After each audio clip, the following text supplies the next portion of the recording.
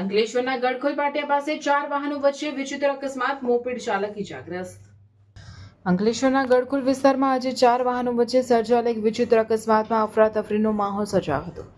2 4-વ્હીલર ગાડી અને 2 મોપેડ વચ્ચે થયેલી આ ટક્કરમાં એક મોપેડ ચાલકને ગંભીર ઇજાઓ પહોંચતા તેને તાત્કાલિક સારવાર અર્થે હોસ્પિટલ ખસેડવામાં આવ્યો છે. મળતી માહિતી મુજબ અંકલેશ્વરના ગડખોલ નજીક રસ્તા પર પસાર થઈ રહેલી 2 4-વ્હીલર કાર અને 2 મોપેડ સવારો વચ્ચે કોઈ કારણોસર ટક્કર થઈ હતી. અકસ્માત એટલો જોરદાર હતો કે વાહનોને નોંધપાત્ર નુકસાન થયું હતું. આ ટક્કરને પગલે એક મોપેડ ચાલક રોડ પર પટકાતા તેને શરીરે નાની મોટી ઇજાઓ પહોંચી હતી. અકસ્માત થતાં જ આસપાસના સ્થાનિક લોકો અને રાહદારીઓ મદદે દોડી આવ્યા હતા. ઘટના અંગે તાત્કાલિક 108 એમ્બ્યુલન્સને જાણ કરવામાં આવી હતી.